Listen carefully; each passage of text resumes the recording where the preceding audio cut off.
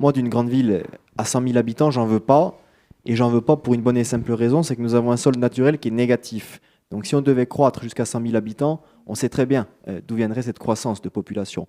Donc construire, mais construire mieux, et en maîtrisant la destination, en utilisant la loi Le Meur, en utilisant les servitudes de résidence principale que nous permet de mettre désormais la loi Le Meur, en encadrant mieux également les meublés de tourisme pour remettre sur le marché de la résidence principale des logements à la location qui sont fermés tout l'hiver pour être uniquement utilisés de mai à fin septembre. Une ville pour qu'elle vive, des commerces pour qu'ils aient des clients. Il faut remettre tout simplement des habitants toute l'année en centre-ville. Aujourd'hui, on se rend compte qu'il y a une balnéarisation de la ville d'Ajaccio. Vous allez, moi j'invite mes concurrents, s'ils ne l'ont pas encore fait, à aller faire du porte-à-porte dans la rue Roi de Rome. Et vous verrez s'il y a beaucoup de portes qui s'ouvrent en plein mois de février. Vous avez des boîtes à clés partout. La réalité du logement, de l'urbanisme, de la construction sur Ajaccio, c'est celle-là. Donc la question, encore une fois, Hélène, c'est pas de construire plus, mais c'est vraiment de construire mieux et à destination des nôtres, que ce soit au niveau du logement social ou du logement privé. Il y a eu ici comme ailleurs des ratés dont il faut tenir compte et il faut pour pouvoir y apporter après des corrections. Et ensuite, par rapport je veux dire, à cette ambiance, il faut réconcilier aussi la population par rapport, je dirais, aux besoins en termes de logement. Alors il faut là aussi s'atteler à travailler à tous les niveaux.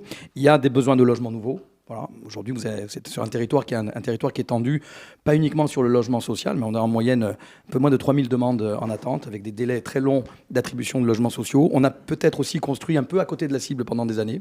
On n'a pas suffisamment tenu compte aussi de situations de monoparentalité qui ont augmenté, donc pas suffisamment construit de T1, de T2. Donc il faut là aussi réajuster la cible. Il faut réajuster la cible aussi en direction de nos jeunes qui ont des grandes difficultés à se loger, que ce soit les jeunes actifs ou les jeunes étudiants. Donc là-dessus, il y a un rééquilibrage à faire et un rééquilibrage aussi territorial, parce qu'on a beaucoup construit sur une partie de la ville et un maire doit faire preuve aussi de cohésion territoriale lorsqu'il doit aménager. Après, il y a les questions effectivement de logements qui sont figés. Moi, sur le Airbnb, il y a effectivement des sujets. Ensuite, il faut regarder exactement dans quelle situation nous sommes sur Ajaccio. Il y a beaucoup de résidences principales qui font l'objet de locations saisonnières. Il y a une part certainement. Il y a la question aussi du logement vacant lié aussi à des difficultés pour beaucoup de familles de rénover l'existant. Donc on a un parc existant qui est très vieillissant, inaccessible parfois, et donc ça gèle aussi des situations. On a d'ailleurs à ce titre-là lancé des études de surélévation des copropriétés existantes pour permettre pour celles et ceux qui le souhaitent de pouvoir effectivement injecter des ressources dans ces immeubles-là et de pouvoir procéder à des travaux qu'ils n'arrivent pas à faire justement faute de moyens.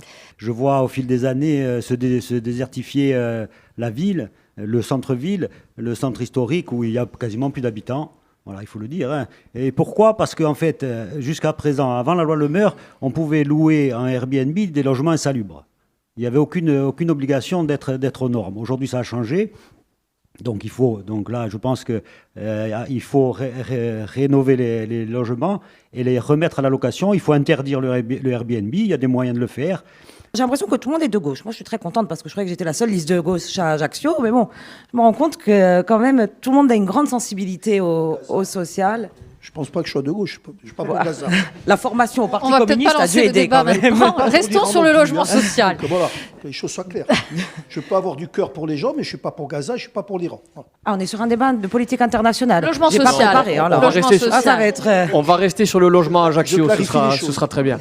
Ben, On votre reviendra formation sur de gauche a dû vous laisser quelques traces quand même. Bon, en fait, Charlotte Chiesa. donc ce que je voulais dire, c'est que en ce qui concerne le Airbnb, il y a évidemment un problème terrible d'injustice, tout simplement. Et on oublie aussi un pan. J'ai entendu personne en parler.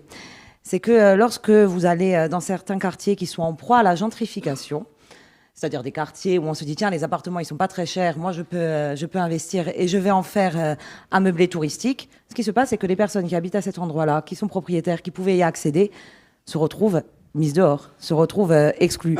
Il y a des drames absolus. Moi,